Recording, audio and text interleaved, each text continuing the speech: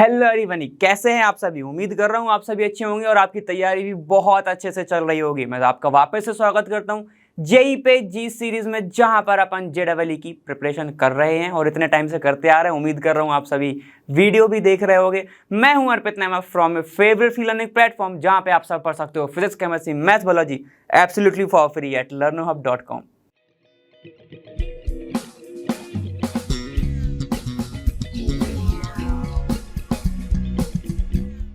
तो जो भी लोग जेई सीरीज फॉलो कर रहे हैं उन सभी को पता है कि स्टेट ऑफ मैटर खत्म करने के बाद अब अपन आ चुके हैं थर्मोडायनेमिक्स पर। तो बिल्कुल बेसिक सी टर्म से अपन स्टार्ट करेंगे। जिसको समझ में नहीं है, जो रिवाइज कर रहे हैं वो लोग भी थोड़ा स्पीड बढ़ाकर देख सकते हैं, 1.5x पर देख सकते हो इस वीडियो को। और जो एकदम अभी स्टार्ट ही कर रहे हैं तो उनके लिए तो बहुत फायदा है, क्योंकि एकदम बेसिक से स्टार्ट कर रहे हैं। चलो कुछ टर्म्स के बारे में समझेंगे, थर्मोडायनेमिक्स क्या है वो समझेंगे। स्टार्ट करते हैं।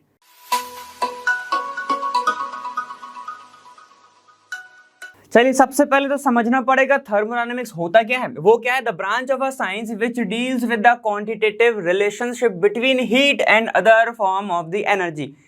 प्यारी सी शब्द में बताऊं बहुत अच्छे से, तो देखो थर्मोडायनेमिक्स को एक काम काटो, आप ना बीच में से काट दो। थर्मोडायनामिक्स,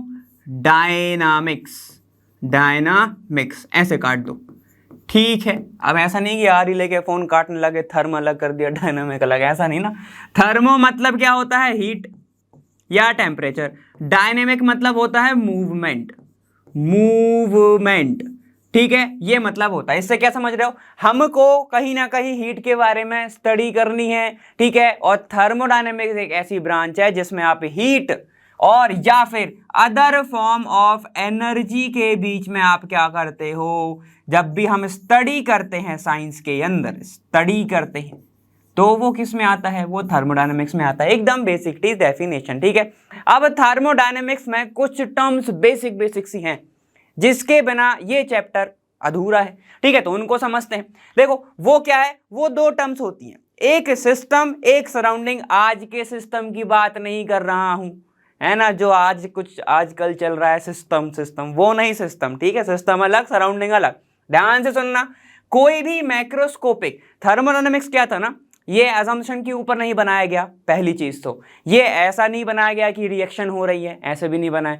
ह्यूमन एक्सपीरियंस के बेसिस पर जो भी चीजें हुई हैं, ऑब्जर्व करा है उनने, वो चीजें हैं इसमें, ठीक है। तो सिस्टम क्या है? जब अगर आप किसी भी मैक्रोस्कोपिक पार्टिकल के बारे में स्टडी करते हो, जैसे कि चलो एग्जांपल देख लो, ये एक बीकर दिख रहा है आपको, ठीक है। ये एक बीकर दिख रहा है ना, इसके अंदर मैंने क्या डाल दिया? HCl डाल दिया, और यहां पर मैंने NaOH डाल दिया, ठीक है। ऐसा दो चीज, तो इन दोनों के बीच में क्या होगी? एक रिएक्शन होगी। हम सभी को पता है ये क्या होता है? एसिडिक होता है, ये बेसिक होता है। तो इनके बीच में क्या हो रही है? न्यूट्रलाइजेशन रिएक्शन, ठीक है। चलिए, न्यूट्रलाइजेशन क्या हो रही है यहां पे? रिएक्शन। अब ये नहीं समझा रहा हूं। अब देखो, जितने टाइम में मैं ये सब लिख रहा था, आपका ध्यान किस पे था? सिर्फ इस बीकर पे ही था, और इसके अंदर क्या चल रहा है ये था, ठीक है। तो सोचो, आप सभी का जो ध्यान है इस टॉपिक से हट गया, या आजू बाजू क्या लिखा है इससे हट गया। तो वही बात है, जिस पर आप स्टडी कर रहे हो, जिस चीज पर आप स्टडी कर रहे हो, है ना, तो वो आपके लिए सिस्टम हो जाएगा, और बाकी की जो आलतू फालतू चीज हैं वो सब सराउंडिंग हो जाएगी, ठीक है। समझ आ गया? मतलब कि अदर देन सिस्टम सब सराउंडिंग होता है। ध्यान से सुनना, बहुत अच्छा एग्जाम्पल। मेरे हाथ में ये पेन है जिससे मैं लिख रहा हूं, ठीक है। अगर मैं इसको ही देखता रहूं, इसके बारे में स्टडी लिखता करता रहूं कि अच्छा यहां पर इससे मैं लिखता हूं, यहां से मैं मिटा भी सकता हूं, ठीक है, इसके बारे में मैं स्टडी कर रहा हूं, तो ये जो है ये मेरे लिए क्या हो जाएगा? एक सिस्टम हो जाएगा, ठीक है। क्योंकि अभी तक जब तक मैं स्टडी इसके ऊपर कर रहा था, तो यहां पर मैं ये सब बीकर, ये सिस्टम लिखा हुआ, ये एरो, ये सब मेरे लिए क्या होगा? सराउंडिंग होगा। क्यों? इससे मेरे को कोई मतलब नहीं, मैं इस पर स्टडी कर रहा हूं। समझ में आ गया? ठीक है। जो फोकस लोग होते हैं, जो पढ़ने आया है लाइब्रेरी में, तो उसका ध्यान सिर्फ बुक पर है, ठीक है। तो वो जो बुक हो गई उसके लिए क्या हो गई? एक सिस्टम हो गई, जो लाइब्रेरियन है, ठीक है। बाकी की जो अदर्स बुक हैं, शेफ रखा है, वो सब उसके लिए क्या हो गया? सराउंडिंग हो गया। समझ में आ गया? ठीक है।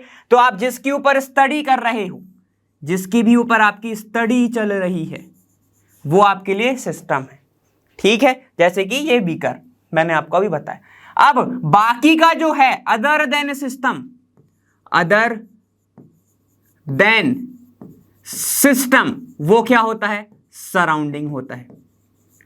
और कहीं ना कहीं ये दोनों की दोनों चीजें एक जगह एग्जिस्ट करती हैं। अभी बताओ, जो लाइब्रेरी में बुक रखी है, जो टेबल पे वो पढ़ रहा है, और जो वो खुद जिस पे वो स्टडी कर रहा है, वो सिर्फ एक यूनिवर्स के अंदर तो है ना। यूनिवर्स के अंदर सराउंडिंग भी होता है, सिस्टम भी होता है, तो वही चीज है। यूनिवर्स के अंदर एक सिस्टम भी है प्लस सराउंडिंग भी है। समझ गए ना, समझ गए ना। अरे यूनिवर्स में सब कुछ आता है ना, इस ब्रह्मांड के अंदर सब कुछ है, तुम खुद भी पढ़ रहे हो। जिस पे तुम्हारा ध्यान नहीं है वो भी तो इस ब्रह्मांड में ही रह रहे हैं। समझ में आ गया ना, ठीक। तो वही कहते हैं जो पुण्य कर रहे हैं वो सिस्टम होगा, जो पाप कर रहे हैं वो सराउंडिंग होगा, मान के चलो, ठीक है। तो पुण्य पाप एक ब्रह्मांड में ही हो रहा है ना, वही चीज है, ठीक है। तो उसको क्या बोलते हैं, यूनिवर्स बोलते हैं, सिस्टम प्लस सराउंडिंग। क्लियर है। अब इन दोनों के बीच में एक बाउंड्री होती है जिसमें आप उसको समझ तो पाओ कि ये सिस्टम है। अब अगर मुझे मान लो सिर्फ सिस्टम ही स्टडी करना है, ठीक है, और सराउंडिंग को स्टडी नहीं करना है, तो उनके बीच में एक ना एक बाउंड्री होनी चाहिए ना, तो उसको अपन बस बोल दिया जाता है बाउंड्रीज। ये बाउंड्रीज क्या करती हैं, ये दोनों को डिफरेंशिएट करती हैं कि सिस्टम यहां तक है, सराउंडिंग यहां तक है। क्लियर हो गया, ठीक है। एक और एग्जांपल मान के चलो, यहां पर मैं क्या बना रहा हूं, ये चाय बन रही है, यहां पर चाय बन रही है। क्लियर है। तो यहां पर सिर्फ मेरा फोकस है, तो ये जो पूरा बीकर हो गया ये मेरे लिए सिस्टम हो गया, ठीक है। ये पूरा का पूरा सिस्टम हो गया। बाहर क्या चल रहा है मुझे नहीं पता, तो वो क्या हो गया मेरे लिए, सराउंडिंग हो गया, ठीक है। और हमेशा याद रखना, सिस्टम और सराउंडिंग हमेशा आपस में एक इक्विलिब्रियम बनाने की कोशिश करते रहते हैं, ठीक है। भले ही वो वर्क करके करें या फिर एनर्जी ट्रांसफर करके करें, ठीक है। इतना समझ में आ गया। तो बस आपको दो चीज समझनी थी, जो कि यही था, ठीक है। एक सिस्टम, एक सराउंडिंग। जिस पे स्टडी करो वो सिस्टम, और जिस पे नहीं कर रहे हो वो other than system, surrounding. Clear, समझ में आ गया। चलो अब आगे चलते हैं। सिस्टम के और भी चीजें होते हैं, और भी पार्ट्स होते हैं। सिस्टम 3 तरीके से डिवाइड करा गया। ध्यान से सुनते रहो, बहुत ईजी है, बहुत ईजी है, बिल्कुल नहीं घबराना। अगर ये वीडियो को सिस्टम ये वाला पार्ट खत्म करने के बाद किचन में चले जाना, पूरा समझ में जाएगा। ध्यान से देखो, ध्यान से देखो। अब यहां पर क्या चल रहा है, देखो ये है आपके पास एक कंटेनर, ठीक। इसके अंदर मैं क्या बना रहा हूं पता है, चाय। इसके अंदर बना रहा हूं चाय। अब इसके अंदर जो है सारा का सारा सामान रखा हुआ है, दूध है, पत्ती है, शक्कर है, वगैरह वगैरह, ठीक। मैंने जैसे ही इसको हीट किया तो क्या देखने को मिलेगा, सर यहां से उबाल आएगा, बिल्कुल आएगा। तो साथ ही साथ यहां से क्या चला जाएगा, देखो वेपर निकल जाएगी। वेपर निकलेगी कि नहीं निकलेगी, पानी एक टाइम के बाद खत्म हो जाएगा अगर ज्यादा देर तक रख दिया। तो मैं क्या बोल रहा हूं, ये एक ऐसा सिस्टम है जिसके अंदर से मास का ट्रांसफर हो रहा है। मास क्या हो रहा है, ट्रांसफर हो रहा है, ठीक है। पहली चीज, ठीक है। थर्मोडायनामिक्स में अपन क्या पढ़ रहे थे, हीट। तो अब ध्यान से सुनो, मैं एनर्जी के टर्म बता रहा हूं। क्या मैंने ये बोल सकता हूं अभी सराउंडिंग, ठंड के टाइम में भी तो चाय का पतीला गर्म होता है, सराउंडिंग तो ठंडा है, लेकिन आपने इसको हीट दिया तो ये गर्म हो गया ना। मतलब क्या बोल सकता हूं, अगर मैं इसको खाली छोड़ दूं तो इसमें भी क्या होगा, एनर्जी का ट्रांसफर होगा, एनर्जी का ट्रांसफर होगा। सही चीज है भैया, तुमने चाय का पतीला गैस से उतार के बाहर रख दिया, ठीक है, तो एक टाइम के बाद वो ठंडा हो जाएगा। मतलब क्या हुआ, उसने सिस्टम ने सराउंडिंग के साथ एनर्जी को एक्सचेंज कर लिया। कैसे, सराउंडिंग ठंडा है, सिस्टम गर्म है, तो ठंडा उसने कर दिया, उसको एनर्जी एब्जॉर्ब कर ली ना ठंडे वाली, तो वो क्या हो गया, एनर्जी का ट्रांसफर हुआ। समझ में आ गया, ये एक तरीका। दूसरा सुनो, अब मैंने क्या करा, चाय का जो था उसको मैंने ढक दिया, प्रॉपर पैक कर दिया, ठीक है। चाय के पत्ती को मैंने प्रॉपर पैक कर दिया। ध्यान सुनना, अब क्यों जहां पर से वाटर वेपर उठेगी, क्यों, हीट तो हम कॉन्स्टेंटली कर ही रहे हैं, वाटर वेपर उठेगी, लेकिन उसको बाहर जाने के लिए जगह नहीं है, जगह नहीं है। तो अब बताओ क्या मास का ट्रांसफर हो पाएगा, मास का ट्रांसफर अब नहीं हो पाएगा, ब्लॉक हो जाएगा। क्लियर है ना, मजा आ रहा है, बहुत अच्छे। देखो अब देखो, मास का ट्रांसफर ब्लॉक हो गया, क्यों, क्योंकि सर यहां से टकराएगा और टकरा के वो वापस आ जाएगा। इसी प्रोसेस को आपने हम जब को स्टेट ऑफ मैटर में क्या पढ़ाया था, कंडेंसेशन। बहुत अच्छे यार, मजा आ रहा है ना, मजा आया ना। ठीक है, मास का ट्रांसफर कम हो गया, लेकिन मास का ट्रांसफर तो कम हो गया, क्या अब अगर मैं इसको गर्म करूंगा तो पतीला गर्म होगा? सर हो रहा था, तभी तो इसने क्या करा, ऊपर से नहीं जा पा रहे हो, भाप बन रही है। ठीक है, मतलब वो उसके अंदर अभी भी अगर मैं बंद पतीले को भी गैस के बाहर रख दूंगा तो वो एक टाइम के बाद ठंडा हो जाएगा, हो जाएगा। ठीक है, तो मतलब मैं ये मान के चल रहा हूं इसमें अभी भी एनर्जी का ट्रांसफर हो रहा है। ठीक है, केस 1 दोनों ट्रांसफर हो रहा है, मास एनर्जी। केस 2 मास नहीं हो रहा है, कौन सा ट्रांसफर हो रहा है, सिर्फ एनर्जी। अब ध्यान से सुनो एक और चीज, ब्लैक बाउंड्रीज दिख रहा है, ब्लैक कंटेनर है, ये है आपका एक थर्मस। क्या है, थर्मस। और उसको मैं ऊपर से क्या करके रखा हूं, ऐसे ऐसे ऐसे ऐसे ऐसे मैंने इसको कर दिया पैक। देखो बहुत अच्छी कंडीशन है, केस 1 केस 2 केस 3 है ना, यहां पर मैंने इसको पैक कर दिया। अब अगर मैं इसको पैक कर चुका हूं तो बताओ क्या ये मॉलिक्यूल उठ के वापस बाहर जा सकता है? नहीं जा सकता सर, क्यों? क्योंकि पैक है। वैसे सेम कंडीशन हो जाएगी, मतलब यहां पर क्या हो गया, मास का ट्रांसफर ब्लॉक हो गया, मास नहीं जा सकता है। ठीक है, क्या यहां पर अब एनर्जी निकलेगा? सर थर्मस में ठंडा तो होता ही नहीं है, अगर गर्म डाला तो गर्म रहेगा, ठंडा डाला तो ठंडा रहेगा। बिल्कुल सही, तो यहां पर अब एनर्जी या फिर हीट का ट्रांसफर भी ब्लॉक हो जाएगा। तीनों समझ लिया, मजा आया? चलो अब इन सभी के सिस्टम का नाम क्या होता है, देखो इसको बोलते हैं, क्या हुआ पहले वाले में, पहले वाले में ये उठा वापस चला गया, मास का लॉस हो गया, एनर्जी का भी लॉस हो गया। दूसरे वाले में ये उठा वापस आ गया क्योंकि हमने ऊपर बंद करके रखा था। तीसरे वाले में भी ऊपर उठा चला गया वापस। अब इन सभी को बोला जाता है open system, close system, isolated system. मजा आया, समझ में आया ना पूरा? देखो फिर से, ओपन सिस्टम पूरा ओपन है, ठीक है, पतीला ओपन पड़ा हुआ है तो इसलिए भाप बन रही है, चली जा रही है, चली जा रही है। ठीक है, एक टाइम के बाद पानी भी सूख जाएगा, मास का ट्रांसफर हो रहा है, H2O 18 ग्राम बस वो कम होते जा रहा है। ठीक, क्लोज सिस्टम बंद कर दिया। क्लियर है, समझ में आ गया? चलो अब बात करते हैं, ये जो वॉल हो गई, ये जो वॉल दिख रही है आपको, जिसके कारण ठंडा या गर्म हो रहा था पतीला, ठीक है, इस वॉल को बोला जाता है डायथर्मल, डायथर्मल वॉल। डायथर्मल दोनों साइड से, मतलब ठंडा गर्म हो रहा है, सराउंडिंग भी कर सकता है उसको, क्या सिस्टम तो गर्म है या ठंडा है उसके ऊपर डिपेंड करता है, डायथर्मल उसको बोलते हैं। अब ये जो वॉल जो कि हीट का एक्सचेंज को रोक रहा था उसको बोला जाता है, उन वॉल्स को बोलते हैं एडियाबैटिक, एडियाबैटिक वॉल्स। ठीक है, तो अब अगर आपसे कोई पूछ ले एडियाबैटिक कंडीशन क्या होती है तो आप क्या बोलोगे कि हीट का ट्रांसफर ब्लॉक हो जाता है। अब एक और बात सुन लो, ये परमानेंट नहीं होता है, मतलब परमानेंट, हाँ परमानेंट नहीं होता है, मतलब क्या बोलना चाह रहा हूं, ऐसा नहीं है कि आपने सुबह कुछ बनाई चाय, उसको थर्मस में डाल दी, अगले दिन पियोगे तो वो ठंडा हो जाएगा, एनर्जी का लॉस होगा। ठीक है, तो कुछ टाइम पीरियड के लिए यहां पर एनर्जी का लॉस बंद होता है, लेकिन अगर ज्यादा टाइम के लिए बात करोगे तो एनर्जी का लॉस होगा। ठीक है, ये परमानेंट नहीं होता है, इसको ध्यान रखना अच्छे से। क्लियर हो गया ना? ठीक है, बस इतना लिख लो, बहुत इजी है, वैसे तो ज्यादा कुछ नहीं है ना। चलो फिर अपन आगे चलते हैं, दो अलग अलग प्रॉपर्टीज भी होती हैं। कौन कौन सी प्रॉपर्टीज? ठीक है, मैं साइड में आऊंगा, पॉज करके लिख लेना। आगे चलते हैं, आगे अपन देखना extensive and intensive property. Sir ये क्या होती है, ये क्या होती है, समझना पड़ेगा।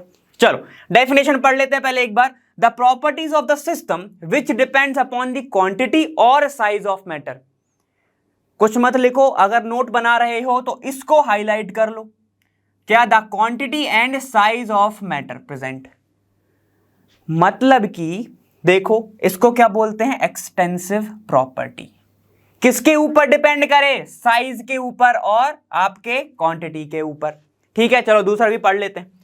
The property of a system which independent, ठीक है, एक था डिपेंडेंट, एक है इंडिपेंडेंट, ये है इंडिपेंडेंट, ये है डिपेंडेंट। द क्वांटिटी और साइज ऑफ अ मेटल, जैसे कि ध्यान से सुनना, बहुत इजी तरीका, फिर से देखो बता रहा हूं, अगर मैं इस कमरे के अंदर हूं, ठीक है, ये एक बॉक्स है, इसके अंदर मैं कुछ तो कर रहा हूं, है ना, ऐसे ये मैं बैठा हूं, क्लियर। इसका टेम्परेचर अभी है 27 degree Celsius 25 degree Celsius 27 degree Celsius लगभग रूम टेम्परेचर के अकॉर्डिंग है ना। ठीक, चलिए अब अगर मैं क्या करूं, किसी को बुलाऊं और इस कमरे को मैं आधा करा दूं, आधा ऐसे, इसको मैं आधा करा दूं, 3 भाग में मैंने उसको कर दिया, तो क्या ऐसा होगा कि इसका जो टेम्परेचर है ये 27/3 हो जाएगा, ये 27/3 हो जाएगा? क्या ऐसा होगा? ऐसा होगा क्या? नहीं होगा ना। क्या होगा कि हर जगह पर सेम ही टेम्परेचर होगा सर, हर जगह पर सेम ही टेम्परेचर होगा। तो देखो मैं क्या बोल रहा हूं, क्या ये कमरे के साइज के ऊपर टेम्परेचर डिपेंड करता है? नहीं करता, ठीक है। अब देखो वो मत बोल देना कि ज्यादा सामान होगा तो ज्यादा गर्मी लगेगी सर, अंधेरा होगा तो ठंडी लगेगी सर, ऐसा नहीं बोल रहा हूं मैं, ठीक है। मैंने इक्वली डिवाइड करा है उसको, ठीक है। तो बताओ क्या ये जो टेम्परेचर है वो किसी के साइज के ऊपर डिपेंड कर रहा है? नहीं कर रहा, ठीक है। टेम्परेचर साइज के ऊपर डिपेंड नहीं कर रहा, इसलिए वो क्या होता है? इंटेंसिव प्रॉपर्टी होता है। क्लियर हो गया? जो कि साइज के ऊपर डिपेंड नहीं कर रहा, मास के ऊपर डिपेंड नहीं कर रहा, ऐसा। चलो एक और चीज एक और एग्जांपल ध्यान से सुनना। मेरे घर का पानी, ठीक है, ये रहा मेरे घर का पानी, इसके अंदर मेरे घर का पानी है, इसके अंदर आपके घर का पानी है, ठीक है, जो कि एक बड़ी सी बोतल के अंदर है, ठीक है। और इसके अंदर ये रहा आपका एक बकेट, ठीक है, इसके अंदर तालाब का पानी है, ठीक है, सागर का जिसका मान लो। अब देखो इस अगर मैं बात करूं इस H2O की, या इस H2O की, या फिर इस H2O की, ध्यान से सुनना, बहुत इजी तरीका है, कहीं नहीं फंसोगे। H2O H2 H2 H2 same ही होता है, फॉर्मूला वाटर का सेम होता है, H2O ही होता है ना। देखो इसकी क्वांटिटी छोटी है, इसकी क्वांटिटी कम होगी, साइज छोटा है ना, क्वांटिटी कम होगी, इसकी क्वांटिटी ज्यादा होगी, इसकी क्वांटिटी बहुत ज्यादा होगी, है ना, साइज अलग अलग है। अब अगर मैं बात करूं इस H2O की जो डेंसिटी है, क्या इससे अलग होगी? क्या इससे अलग होगी? नहीं होगी। देखिए डेंसिटी में तो कोई डिफरेंस नहीं आएगा, है ना। अब अगर मैं बात कर रहा हूं इसकी विस्कोसिटी की, क्या इसकी विस्कोसिटी अलग होगी, इसकी अलग होगी, इसकी अलग होगी? नहीं होगी अलग, सेम ही है। अगर मैं बात करूं इसके रिफ्रैक्टिव इंडेक्स की, रिफ्रैक्टिव इंडेक्स की, वो भी सेम होगा, है कि नहीं। देखो डेंसिटी इसकी भी अलग नहीं होगी, पानी ही तो है हर जगह, विस्कोसिटी भी अलग नहीं होगी, पानी ही तो है अलग जगह। अगर मैं रिफ्रैक्टिव इंडेक्स की बात करूं वो भी नहीं होगा। और एक और चीज किसकी, देखो इससे क्या बनता है? मेनिस्कस, मतलब कब, अगर मैं इसकी बात करूं सरफेस टेंशन, ये भी तो सब में सेम ही बनेगा, पानी ही तो है, समझ गए। मतलब क्या हो रहा है, इतनी सारी प्रॉपर्टी किसी भी H2O में चेंज नहीं हो रही है, भले ही मैं बड़ा ले लूं, छोटा ले लूं, या उससे छोटा ले लूं, क्वांटिटी अलग कर दूं, मास अलग कर दूं, मतलब ये सारी की सारी प्रॉपर्टी किसके ऊपर डिपेंड नहीं करती? मास के ऊपर डिपेंड नहीं करती, क्वांटिटी के ऊपर डिपेंड नहीं करती, इसलिए वो क्या होती हैं? इंटेंसिव प्रॉपर्टी होती हैं।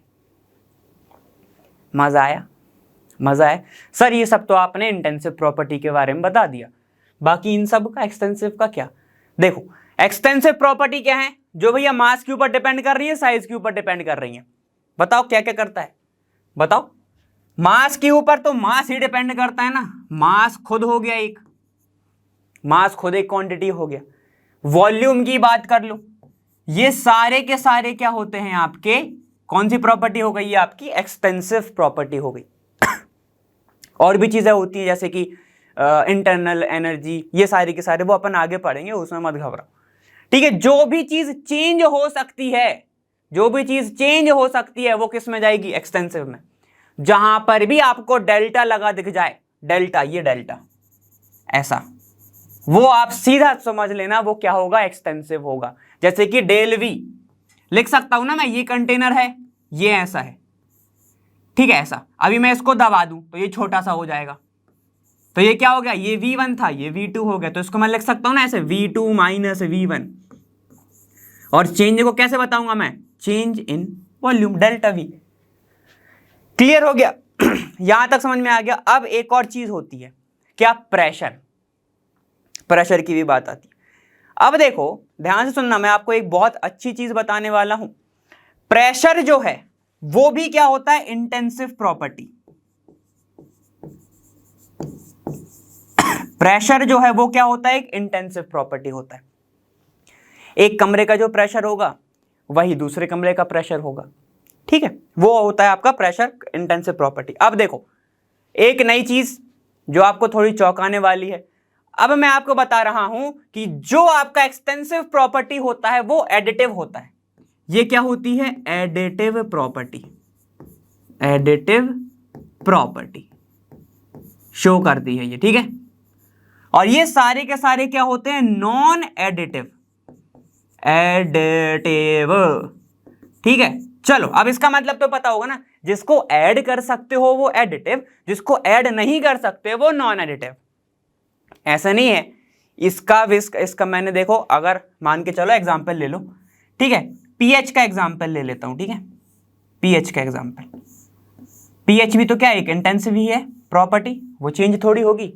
अगर तुम इसका उसमें डाल दोगे तो कंसंट्रेशन भी क्या है, एक इंटेंसिव प्रॉपर्टी है ना। देखो यहां पे, अब अगर मैंने इसको इसमें डाला, पीएच यहां पर कितना था, 4 था, अब पीएच यहां पर 5 था। अब मैंने इन दोनों को मिक्स कर दिया, अब इन दोनों को मिक्स कर दे, ऐसा थोड़ी होगा कि पीएच 9 हो जाएगा, ठीक है। तो उसको मैं क्या बोल रहा हूं, वो एडिटिव नहीं कर सकते आप, उसको ऐड नहीं कर सकते। सरफेस टेंशन की बात कर लो, सरफेस टेंशन कुछ था इसका अलग था वाटर का, दोनों को मैं ऐड कर दूंगा, ऐसा थोड़ी होगा कि सरफेस टेंशन बढ़ जाएगा।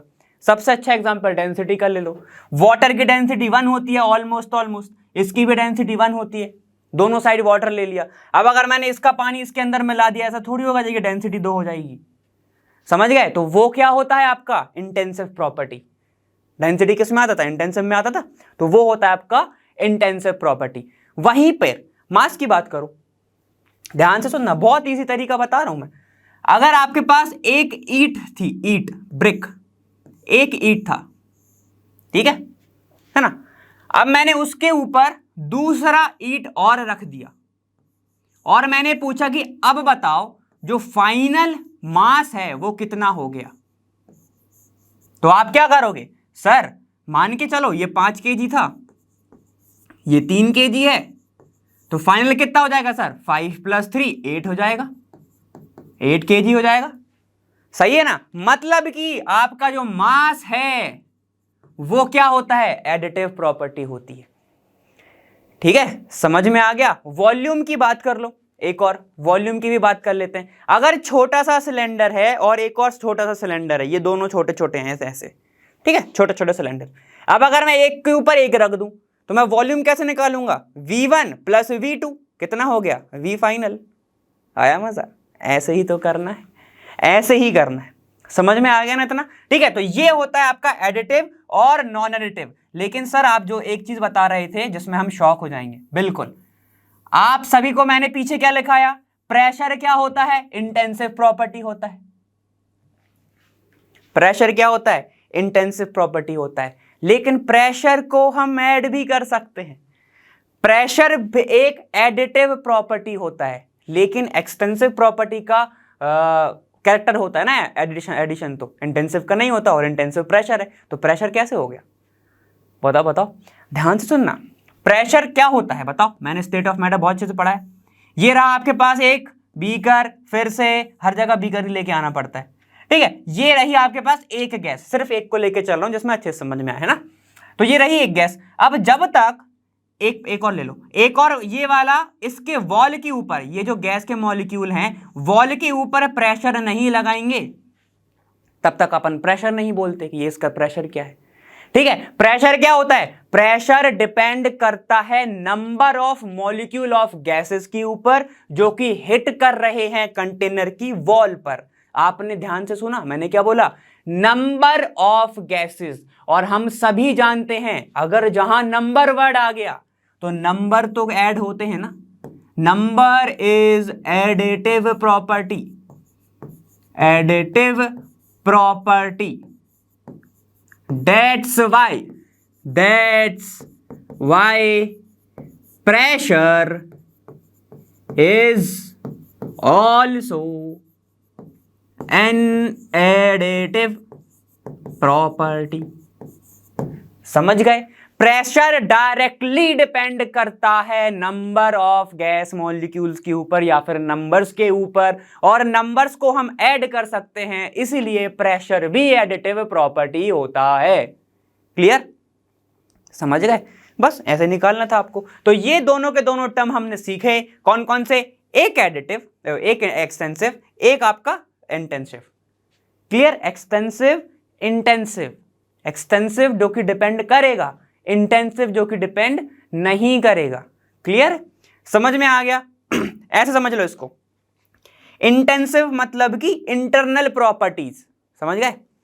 इंटेंसिव मतलब कि इंटरनल प्रॉपर्टीज, जैसे कि ये सब सरफेस टेंशन इंटरनल प्रॉपर्टी है, डेंसिटी भी इंटरनल प्रॉपर्टी, उसकी खुद की प्रॉपर्टी है। एक्सटेंसिव मतलब बाहरी प्रॉपर्टी, जैसे कि उसका मास क्या है, वो तो बड़ा और छोटा भी हो सकता है ना।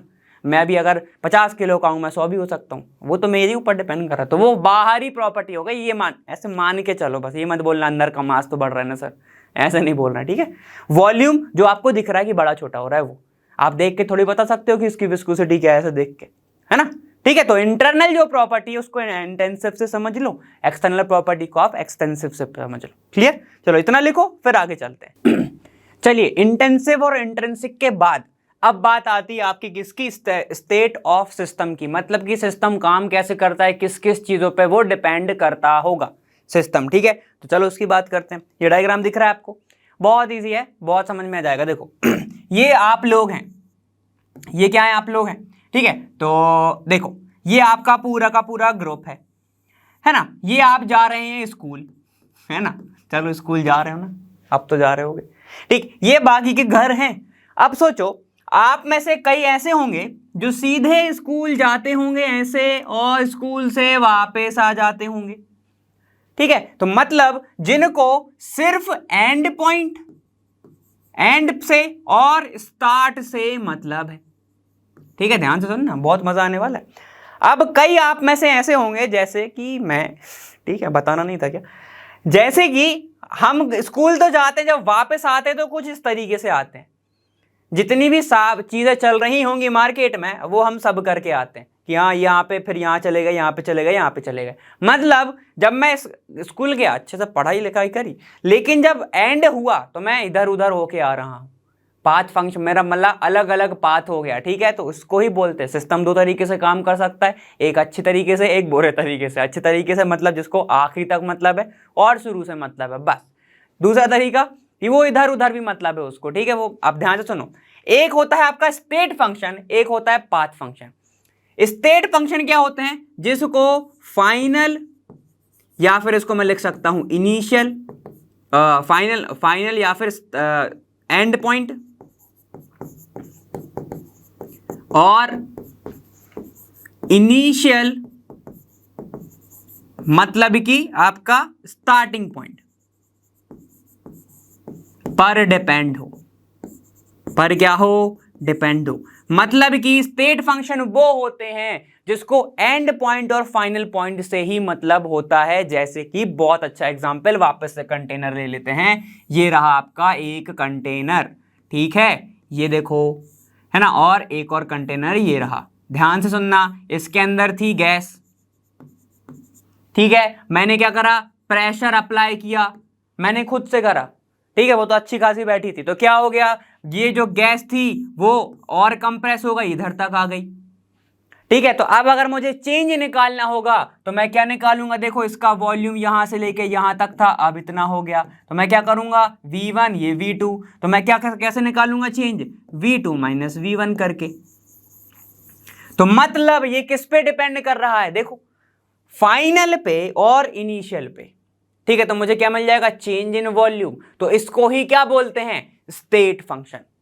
इसको ही बोला जाता है स्टेट फंक्शन। क्लियर हो गया? चलो अब ध्यान से देखो, अब ये जो थे, एक होता है पाथ फंक्शन, ये रहा पाथ फंक्शन, जो कि क्या रहता है, पाथ डिपेंडेंट, पाथ डिपेंडेंट,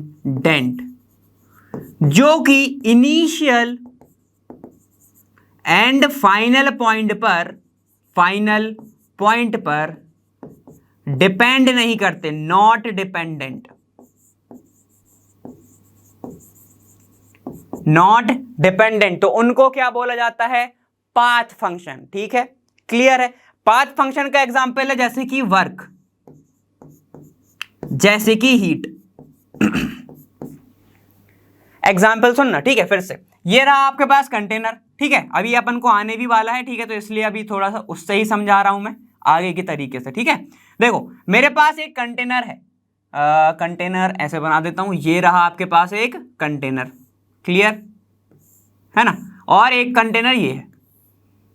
अब इसके ऊपर मैं पता कैसे प्रेशर लगा रहा हूं, थोड़ा थोड़ा करके मैंने थोड़ा सा प्रेशर लगाया तो ये इधर तक आ गया, ठीक है? मैंने थोड़ा और प्रेशर लगाया तो ये यहां तक आ गया, मैंने थोड़ा और प्रेशर लगाया तो ये यहां तक आ गया।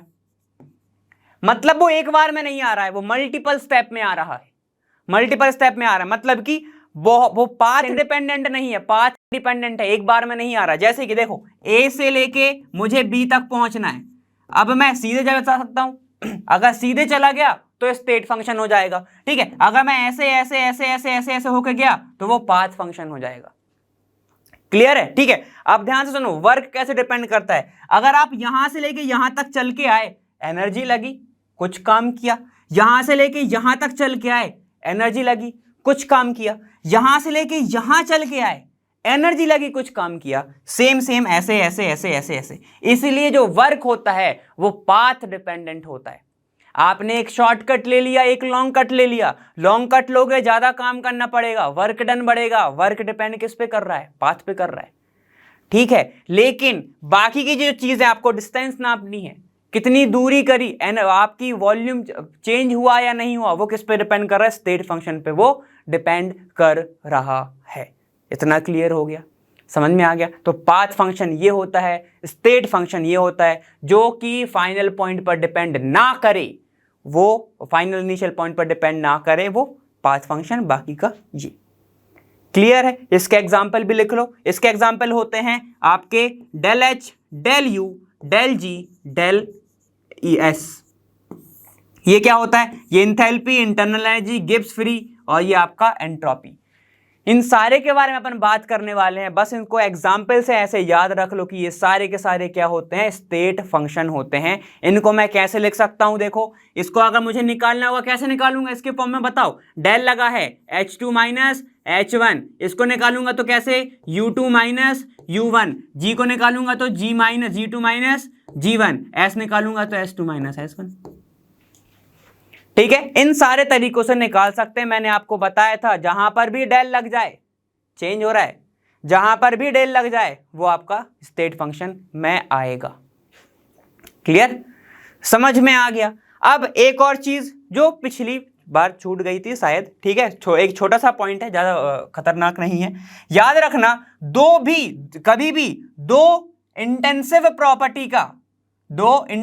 प्रॉपर्टी का जो रेशियो होता है वो एक एक्सटेंसिव प्रॉपर्टी होती है। जैसे कि मास डिवाइड बाय वॉल्यूम, दोनों के दोनों एक्सटेंसिव प्रॉपर्टी हैं, लेकिन उसका जो रेशियो आया डेंसिटी, वो क्या है, एक इंटेंसिव प्रॉपर्टी है। ठीक है, समझ में आ गया? मास खुद एक है, मास पर डिपेंड करता है, और साइज क्या है, वॉल्यूम, उस पर भी डिपेंड करता है, क्या, एक्सटेंसिव प्रॉपर्टी। दोनों के दोनों इंटेंसिव प्रॉपर्टी होते हैं। ठीक है, इतना लिखो।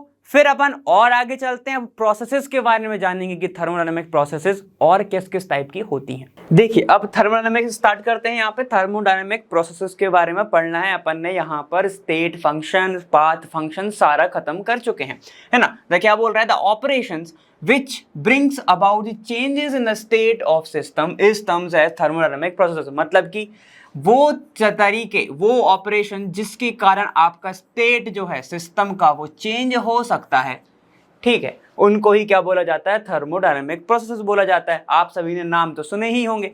क्या है देखो, पहला है आइसोथर्मल। आइसोथर्मल मतलब कि आइसो मतलब सेम, थर्मल मतलब टेम्परेचर, मतलब कि यहां पर क्या होगा, टेम्परेचर क्या होगा, कांस्टेंट होगा।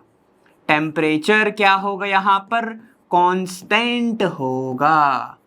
समझ गए, मतलब कि जो डेल टी है वो क्या हो गया, 0 हो गया, है कि नहीं। चलो आ जाओ, फिर क्या है आइसोबारिक कंडीशन, मतलब प्रेशर क्या हो गया आपका, कांस्टेंट मतलब 0 हो गया।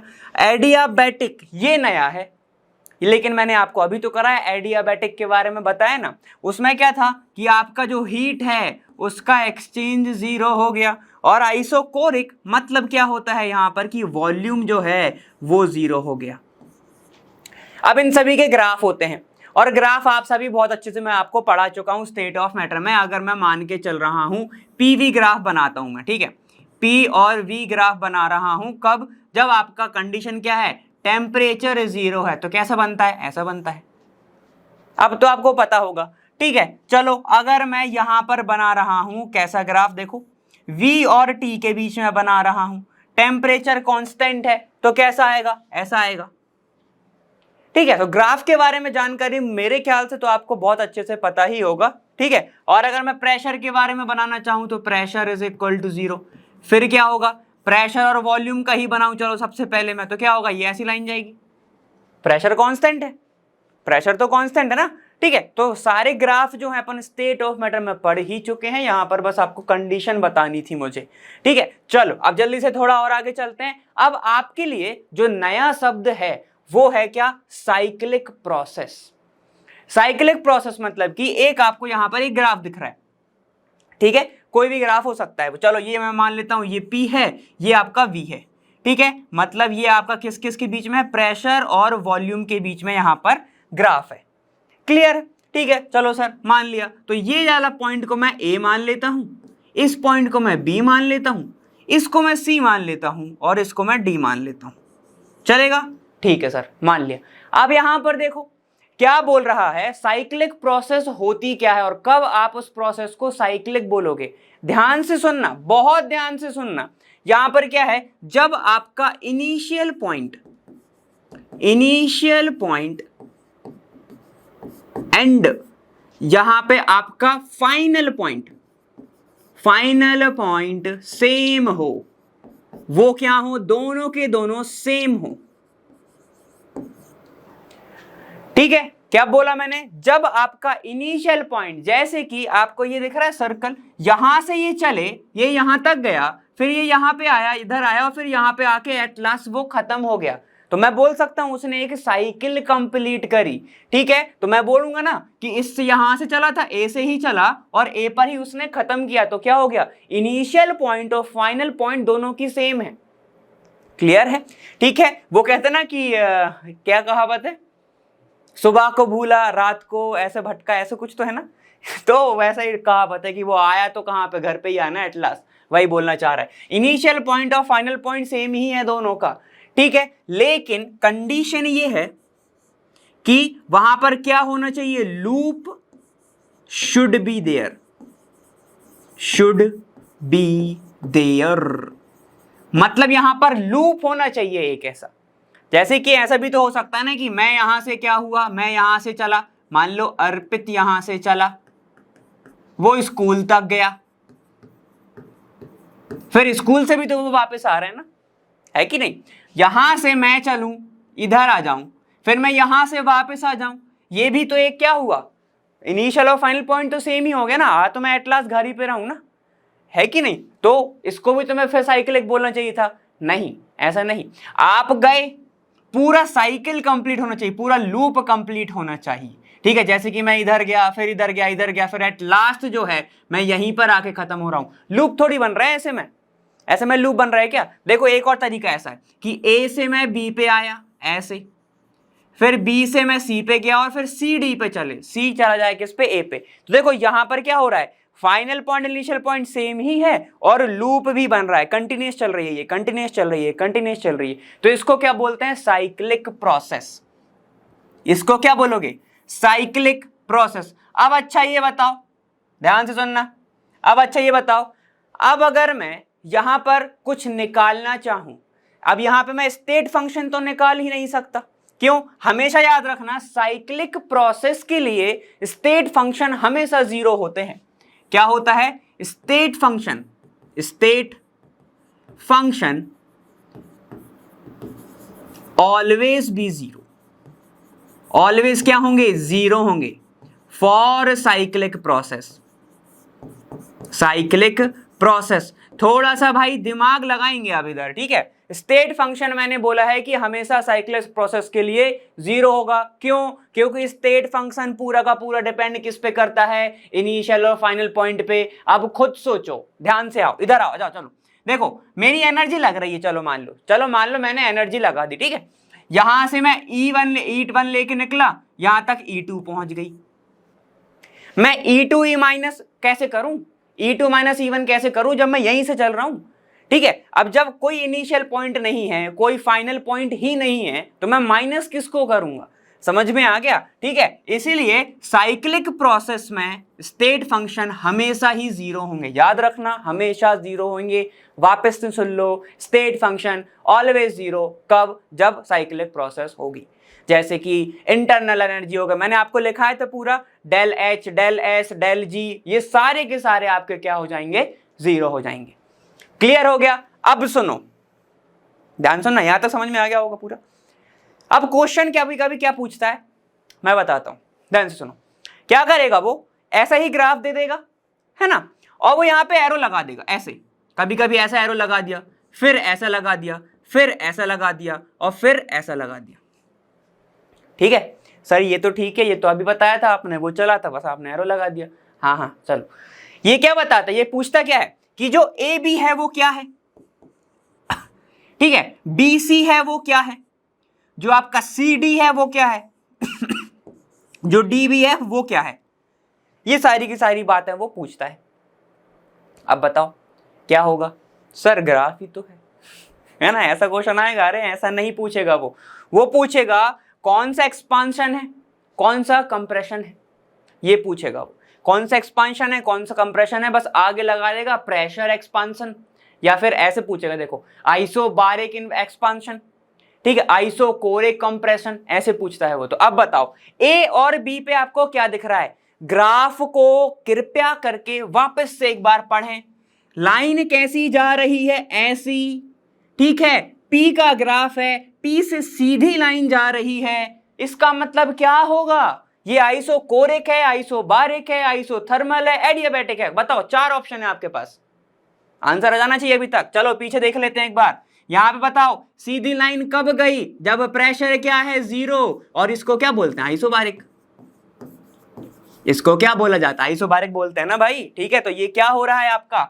आइसोबारिक है ये, ठीक है। तो ए बी क्या है? आइसोबैरिक, आइसोबैरिक, बैरिक बोलो, बारिक बोलो, कोई दिक्कत नहीं, ठीक है, समझ में आना चाहिए। चलो अब यहां पर हमको क्या दिख रहा है? इस साइड जाने पर, ध्यान सुनो, फिर से सुनो, क्योंकि एक्सपांशन और कंप्रेशन की बात है यहां पे, है ना। इस साइड जाने पर प्रेशर क्या हो रहा है? बढ़ रहा है ना। तो ये क्या है? Isobaric expansion. Clear sir? अब आ गया, समझ में आ गया ना? अरे इसलिए तो बोला था थोड़ा रुको भाई। अब बताओ बी और सी क्या है? बी और सी क्या है?